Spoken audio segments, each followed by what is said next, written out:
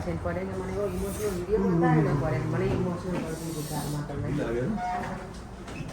પરેંગ સાથે વાતો કરવામાં રહીને અમારા મમરા બળી ગયા. પરેંગ જો આવો ગોળ થાય ને ત્યાં સુધી એને રાખવાનો. બસ હવે પાક આવી ગયો છે એટલે ગુડ મોર્નિંગ બધાને 11 જય શ્રી કૃષ્ણ, જય સ્વામિનારાયણ. મોર્નિંગ થઈ ગઈ છે પણ બહાર જો અત્યારે આમ શું કહેવાય હજી એકદમ પ્રોપર દિવસ ઉગી ગયો ને એવું નથી લાગતું. એકદમ અજવાળું નથી અને સ્કાય જો કેટલું સરસ દેખાય છે, ઓરેન્જ. નહીં દેવા? જય શ્રી કૃષ્ણ બેટા. જય શ્રી કૃષ્ણ. આજે કયો શ્લોક બોલીશ તું? તમને ચૂઝ કરવાનો. મારે થોડી એવી રીતે ચૂઝ કરવાનો હોય. ચાલ દેવ શ્લોક બોલી દે મારી દીકરો. ઓકે. સરસ્વતી નમસ્તુભ્યં કરદે વામ રૂપિણી વરદે કામ રૂપિણી. પછી વાંધો નહીં. વિદ્યે કરો કરશ્યામી સિદ્ધ ભવતુ ને સભા. સરસ્વતી નમસ્તુભ્યં વરદે કામ રૂપિણી વિદ્યારંભં કરિષ્યામિ સિદ્ધ ભવતુ મે સદા. સદા. ચલો આજ 11 છે ને તો અત્યારમાં બને છે સાબુદાણાની ખીચડી, અહીંયા બને છે મોરૈયાની ખીર. મોરૈયાની ખીર આફ્ટર લોંગ ટાઈમ હું બનાવું છું.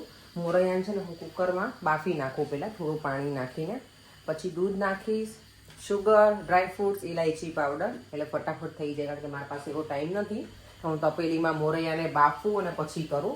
આપણે ઇન્ડિયામાં એવું કરીએ પણ આ ખીરે બહુ મસ્ત બને, એકદમ શું કહેવાય એકરસ થઈ જાય ખીરને દૂધને, ખબર ને. એટલે અત્યારે તમે પાણી જ નાખી, કારણ કે દૂધ નાખીએ ને તો પછી દૂધ બળી જાય. એટલે તો એ છે. અહીંયા ચા બની ગઈ છે પરેંગ માટે, મારું દૂધ રેડી થઈ ગયું છે. અને દેવામાં તો આજે છે ને 11નો બ્રેકફાસ્ટ શું કરે, બનાના ખાઈ લીધું છે. નોર્મલી બનાના જ ખાતો હોય છે. મારા ફરાળી થેપલા બનાવતા હતા પણ દેવામાં કે ના મમ્મા મને નથી ખાવા, એટલે પરેંગ તો સાબુદાણાની ખીચડી ખાઈ લેશે બ્રેકફાસ્ટમાં, પણ એને ભાવે એટલી. અને હું દૂધ અને બનાના, એટલે આપણું બ્રેકફાસ્ટ હવે હું થેપલા નથી બનાવવાની અત્યારે. પણ 8 વાગી ગયા છે, સલૂન પર પણ જવાનું છે. ભાઈને ફોન કર્યો, ભાભી ગયા છે ઇન્ડિયા, પણ એમણે કંઈ આન્સર કર્યો નથી ને તમે તેમનું શાક ને એવું બનાવીને જાઓ. કારણ કે એ લોકો 11 ના કરે એટલે મેં કીધું એમનું કંઈક શાક બનાવતી જાઓ. પણ ફોન આન્સર કરે તો, કારણ કે છોકરીને કંઈક નૂડલ્સ ખાવા તો ચાર બી બનાવવાની હતી જાતે.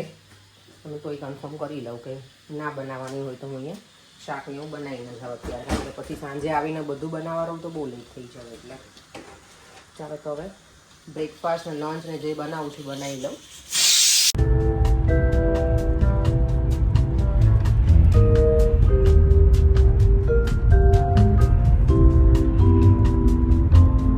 અત્યારે જો અહીંયા 11 વાગ્યા છે સવારે. આજે મોર્નિંગમાં ટેમ્પરેચર હતું -5 ફીલ લાઈક, એટલે -3 બતાવતા હતા વેધરમાં, પણ જે એપ્લિકેશન હોય ને એમાં ફીલ લાઈક -5. લંડનમાં -5 એટલે બહુ વધારે પડતું અમને વધારે લાગે. દેવમ તો છે ને સવારમાં જાગીને બધી કન્ટ્રીના શું કહેવાય પેલું ચેક કરતો હતો વેધર. ઇન્ડિયાનું જોયું કે મમ્મા વાવ, પછી કેનું જોયું, હા એને અમેરિકાનું જોયું, કાનો રહીને ત્યાંનું, તો કે મમ્મા એને તો બહુ ઠંડુ છે. અમારું જોયું, પછી કેનેડાનું જોયું, કારણ કે મારા નણંદનો ભાણિયો ત્યાં છે એટલે, અને મારી કઝિન પણ ત્યાં છે. તો કે મમ્મા એ લોકોને તો બહુ જ કોલ્ડ છે. મેં તો આપણે છે પણ એ લોકોને તો આપણા કરતાંય વધારે છે, એટલે અમે લોકો ત્યાં સર્વાઈવ હવે ના થઈ શકીએ. મારી કઝિન જોડે મને વાત થાય ને તો કે તમે લોકો ના રહી શકો, તો બહુ જ ઠંડી. એ જ્યાં રહી છે ને વિનીપેગમાં, ત્યાં તો એ લોકો -37 હોય. અમે -3માં અહીંયા ધ્રુજી જઈએ તો એ લોકોને કેવી હાલત થાય નીચે કરવાની. સવારમાં તો શું કે હાથ તો આમ પહેલાં એકદમ લાકડા જેવા થઈ ગયા એવા થઈ ગયા હતા, પછી નોર્મલ થઈ ગયા. અત્યારે જો બિઝી નથી, થોડી વાર બહાર ફરું છું જેકેટ વગર. હવે અંદર જતી રહું, ઠંડી વધારે લાગે ને પહેલાં. અને સ્કાય જો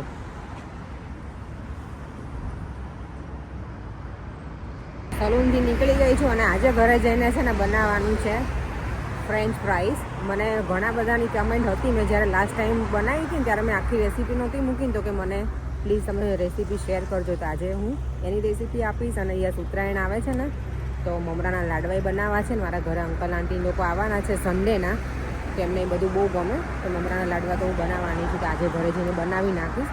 કારણ કે આવતીકાલે પછી ટાઈમ નહીં મળે મને. અમે લોકો મંદિર જવાના છીએ, શાકોત્સવ છે એટલે. પરમ દિવસે અંકલ આંટી બપોરના આવવાના છે, તો પછી બધું બનાવવાનો ટાઈમ ના મળે. એટલે હું તો એ દિવસે બીજું બનાવીશ.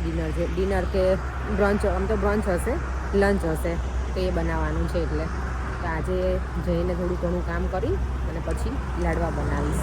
તો જો અમે લોકો છે ને ડાયરેક્ટ અત્યારે ડીમાં આવી ગયા છે. પડે કે મને એવો ઇમોશનલ વિડીયો બતાવે ને પડે મને ઇમોશનલ કરતી ગુજારમાં તમને ચાલો તો અહીંયાથી નૂડલ્સ લેવાના છે, લઈને સ્પગેટી અને પછી જતા રહીશું ઘરે. બીજું તો કંઈ લેવાનું છે નહીં. આમ તો આવીએ ને તો કંઈક ને કંઈક લઈ જ લઈએ, ગમે ત્યાં જગ્યાએ જઈએ, ના જરૂર હોય ને તોય પણ નહીં લઈએ હવે આજે. 11 છે અને આજે એમાં પણ પુત્રદા એકાદશી છે. 11નું નામ એ છે આજે પુત્રદા એકાદશી. અને બનાવવાની છું હું ફ્રેન્ચ ફ્રાઈઝ. મને વ્યુઅર્સે કોમેન્ટ કરી હતી તમે આખી રેસીપી આપજો. તો અમે લોકો જ્યારે ફાસ્ટિંગ કરીએ ને ત્યારે આ મોરિસન્સમાંથી અમે લાવીએ છીએ ફ્રેન્ચ ફ્રાઈઝ, કે આમાં પેલું રાઈસ ફ્લોર ને કંઈ હોય નહીં. અને એનું પેકેજિંગ તમને બતાવું ને તો જોઈએ આ છે. આમાં ખાલી સનફ્લાવર ઓઇલ હોય છે અને બીજું શું છે, બસ પોટેટોસ એટલું જ હોય છે. બીજું કંઈ હોતું નથી આમાં ઇન્ગ્રીડિયન્ટ્સમાં. એટલે આપણે આ ખાઈ શકીએ. નોર્મલી બીજી બધી ફ્રેન્ચ ફ્રાઈઝ હોય ને એમાં રાઈસ ફ્લોર હોય તો ફાસ્ટિંગમાં ના ખવાય. એટલે તો આજે બન્યું છે એવું કે અમારી પાસે આટલી જ ફ્રેન્ચ ફ્રાઈઝ છે, તો આટલી બનશે. પણ હું તમને ફૂલ રેસીપી સાથે બતાવીશ કેવી રીતે બનાવું છું.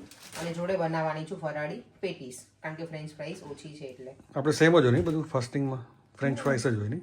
ના, આજે તો પેલું બનાવ્યું છે ને મોરૈયાની ખીર પણ છે ને, એ ડેઝર્ટમાં રાખશું. મોરૈયાની ખીર હતી કે મોરૈયાની જ હતી ને પર કાને શું કહેવાય, આ મોરૈયાની ખીર તો તેમાં મેં ડ્રાય ફ્રૂટ્સ નાખ્યું નથી, એટલે હવે કાજુ બદામ મેં નાખી દઈશ, ઇલાયચી નાખી હતી. હા, આ મોરૈયાની ખીર. અહીંયા ચપાચટ થઈ ગઈ છે સાબુદાણાની ખીચડી. હા, એ તો થઈ છે. તો આને પહેલા હું છે ને શું કહેવાય કૂક થોડી કરી લઈશ અને પછી આના ઉપર કેપ્સિકમ ને એનું બધાનું ટોપિંગ્સ કરી અને ફરીવાર હું બેક કરીશ. પહેલેથી બધું નહીં નાખી દેવાનું, તો પછી શું કહેવાય વધારે કૂક થઈ જાય. એટલે ચાલો તો આ જાય છે હવે અંદર કૂક થવા. ત્યાં સુધીમાં હું મારું બીજું કામ પૂરું કરું. એ છે આજે છે ને હવે ઉત્તરાયણ નજીક આવે છે. મારા અંકલ આંટી પણ અમારા ઘરે આવવાના છે સન્ડેના. તો એના ફેવરેટ છે મારા મમરાના લાડુ.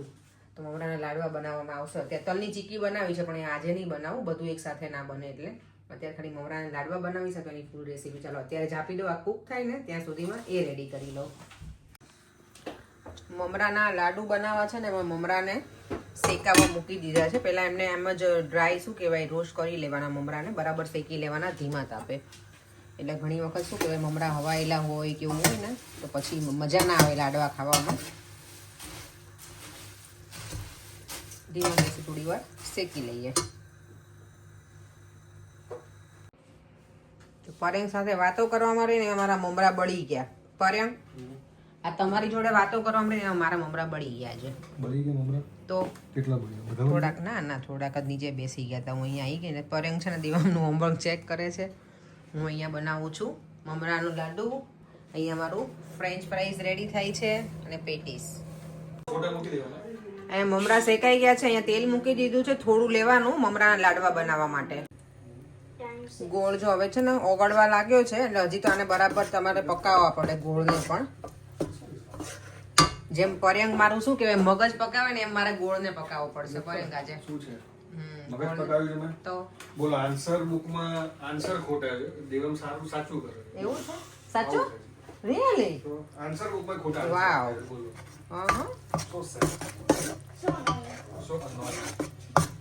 મેં છે ને ગોળને પેલો છીણ્યો નહોતો ને એટલા ગાંગડા જ લીધા છે એટલે આને થોડોક વાર લાગશે. આટલા મમરા છે જેટલામાં જશે એટલા નાખીશ, બાકી રહેવા દઈશું વઘારી નાખવાના પછી. અને મારા મમરા થોડા બેસી ગયા હતા એટલે જો આવા કાળા દેખાય છે અમુક અમુક. જો ગોળમાં આવા છે ને ઉપર પરપોટા થવા લાગે ને પછી પણ એને પકાવવાનું. થોડો કલર એનો ચેન્જ થવો જોઈએ, થોડું ડાર્ક થઈ જાય ને ત્યાં સુધી એને બરાબર ગેસ ઉપર ચાલુ રાખી અને આવી રીતે હલાવતા રહેવાનું.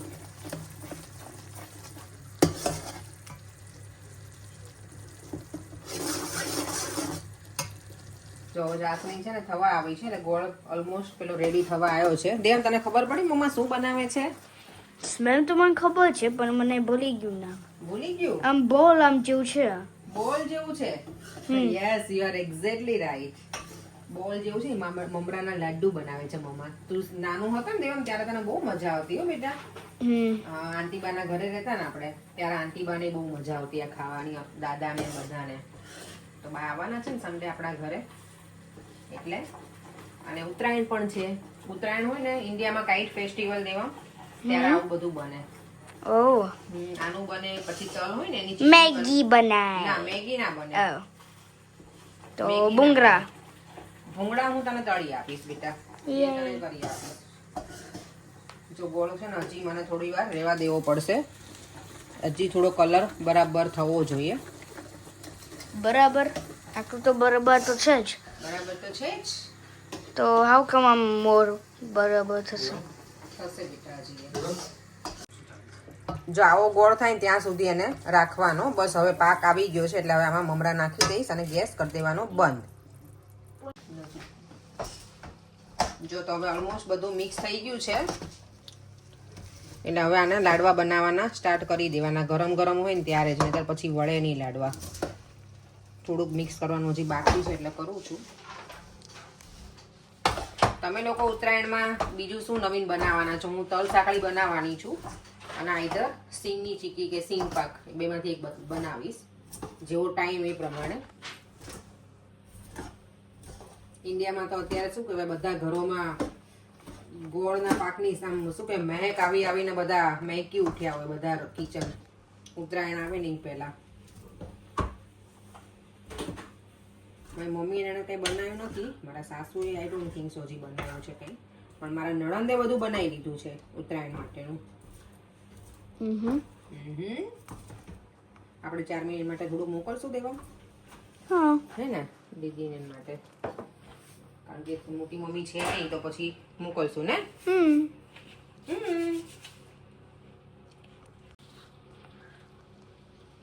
પછી આ ગરમ ગરમ હોય ને સહેજ હાથ ભીનો કરવાનો એટલે તમને ગરમ ના લાગે. અને નાના નાના હું બોલ બનાવીશ કારણ કે અંકલ આંટીને આવવાના છે, તો આઈ ડોન્ટ નો કેટલો મોટો એને ગમે ખાવું એટલે. અને દેવમની ખાય ને તો ફાવે એને ખાતા ને. નાના નાના બોલ હોય તો બેટા, રાઈટ? આવું છે. આમ ક્લે જેવું મોડલ જેવું લાગે છે થોડુંક. ક્લે જેવું લાગે છે? ક્લે આમ ક્લે જેવું નથી લાગતો, પણ આમ મોલ્ડ કરે એવું જેવું. ઓકે, તું હેલ્પ કરવી છે તને? કે ગરમ લાગે બેટા તને? હું ટ્રાય કરીશ. પણ ના રહેવા દે તું, જેમ ગરમ જ લાગશે તને. પાછું ગરમ લાગશે તો હાથમાં ચોંટશે ને તો પાછું એમ કહ્યું મમ્મા, તો હું પછી કાંઈ નહીં કરી શકું એટલે લીવ ઇટ. ઓકે, મમ્મા કેન મેક ખાવશે. ઓકે. ફ્રાઈઝ જો આટલી કૂક થઈ જાય ને પછી એમાં ચીઝ નાખ્યું મેં, પેપર્સ છે એ નાખીશ. એ નાખી દીધા છે મીન્સ આમાં થોડું સોલ્ટ નાખવાનું. દેવા પકડ ને બેટા, એટલે દેવમ તું પકડી રાખતો હું વિડીયો લઉં ને બેટા વ્યુઅર્સ માટે.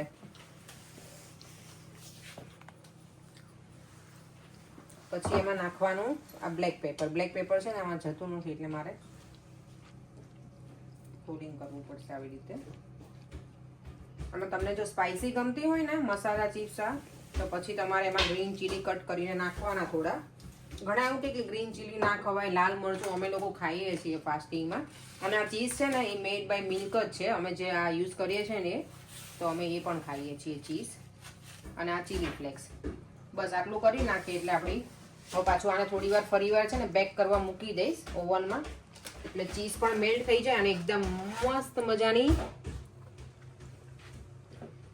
Cheesy chips ready.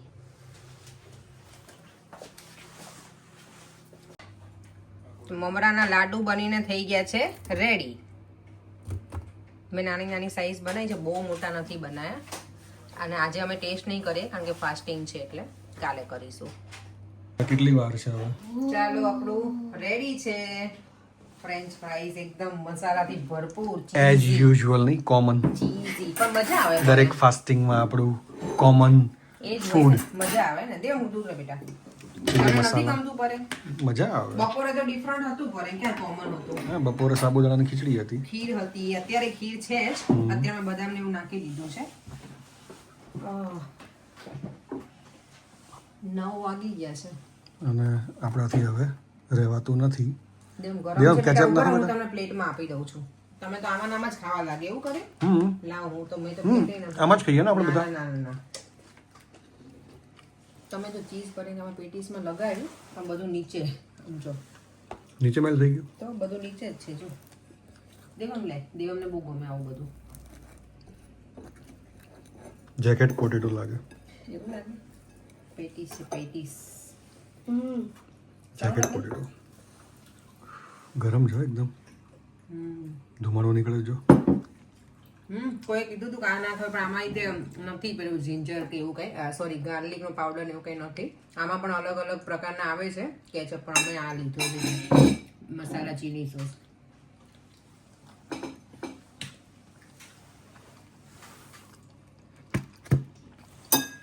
જમી લીધા પછી અમારે ચાલે છે અહીંયા ડેઝર્ટ ખીર હે ને દેવ? ખબર નતો, મને ખબર નતો. શું કહેતો તું? અને જો અહીંયા મેં પણ લઈ લીધી છે ખીર મારી. આઈસ્ક્રીમની જગ્યાએ ખીર આજે ડેઝર્ટમાં નહીં દેવામ? રોજની જેમ અમારો ટીવીનો પ્રોગ્રામ ચાલુ છે. દેવાને આજે શું કે વીકેન્ડ છે એટલે એને કાંઈ સુવાનું છે નહીં, 10 વાગી ગયા છે નહીં?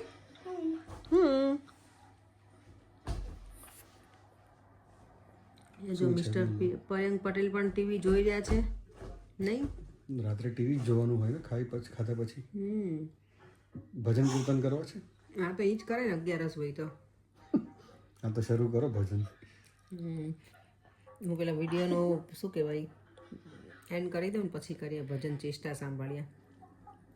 ગઈકાલના વિડીયોમાં છે ને ભીંડાના શાકને લઈને મેં પૂછ્યું હતું તો બધા એવું જ લખ્યું છે કે એ લોકો રાઉન્ડ કટિંગ કરે. સારું હતું, કટિંગ તો ગમે એ કરે પણ મને રાઉન્ડવાળું વધારે ગમ્યું એટલે નેક્સ્ટ ટાઈમથી એવું જ બનશે. ભરેલા ભીંડાનું મને કીધું છે કોઈ રેસીપી આપવાનું. મારા પહેલાંના વિડીયો છે ને તમે જોજો, ચેક કરજો, તેમાં રેસીપી છે જ. તો હું ફરીવાર બનાવીશ ત્યારે જરૂરથી ક્વિક રેસીપી હું શેર કરીશ. અને બીજી કમેન્ટ છે હા પેલા ફણગાયેલા મગનું કે તમે સ્ટેપ બાય સ્ટેપ કહેજો, બતાવજો એમ. તો સ્ટેપ બાયમાં તો એવું છે કે તમારે છે ને પેલા મગને બરાબર ચોળીને ધોઈ નાખવાના એને જ્યારે પલાળવાના હોય ને ત્યારે બરાબર આમ શું કહેવાય આપણે એકદમ બરાબર મુઠ્ઠીમાં લઈને બરાબર ચોળી પછી ધોઈ નાખવાના અને એને પલાળી દેવાના. અને પલાળો ત્યારે મીઠું કે એવું કંઈ નહીં નાખવાનું. ધારો કે તમે રાત્રે પલાળ્યા હોય તો સવારમાં જારી હોય ને એમાં નીકાળી અને પછી એને ઉપરથી કવર કરી અને નીચે કંઈક પ્લેટ મૂકવાની એટલે પાણી શું એમાં પેલું થાય નહીં, ગમે ત્યાં મૂકો તો. અને પછી એને કવર કરી અને અંધારું જ્યાં હોય ને ત્યાં મૂકી દેવાના 2 દિવસ માટે. તો મગ સરસ ફણગી જાય. હું પછી ઇન બિટવીન છે ને નીકાળી અને થોડાક ઉપર નીચે કરતી રહું. મને લાગે ને કે સાવ ડ્રાય થઈ ગયું છે તો હું થોડું પાણી ઉપર નાખી અને પછી પાછું કવર કરી દઉં કપડાથી, પ્લેટથી નહીં. તો તમે એ રીતે કરજો. નેક્સ્ટ ટાઈમ હું કરીશ ત્યારે બતાવીશ. મને સ્ટેપ બાય સ્ટેપમાં તો શું થાય કારણ કે 3-4 દિવસ પછી આ પ્રોપર સ્પ્રાઉટ બીન્સ ત્યારે જ થાય છે. સમરમાં થઈ જાય, વિન્ટરમાં થોડોક વધારે ટાઈમ લાગે. 2 દિવસે શું કોટા તો ફૂટી જાય પણ બરાબર તમારે કરવા હોય ને તો 3-4 દિવસનો ટાઈમ લે છે. તો આઈ હોપ કે તમને રેસીપી મળી ગઈ હશે હું જે બોલી એમાંથી. નેક્સ્ટ ટાઈમ હું તમને પૂરી રેસીપી બતાવીશ. ચાલો તો થોડી વાર ટીવી જોઈ લઈએ. વિડીયોનો એન્ડ પણ અહીંયા જ કરી દઉં છું. કાલે મળીશું ફરીથી નવા વિડીયો સાથે. બાય બાય, જય શ્રી કૃષ્ણ, જય સ્વામિનારાયણ બધાને. દેવામ બાય બાય કરતો બધાને.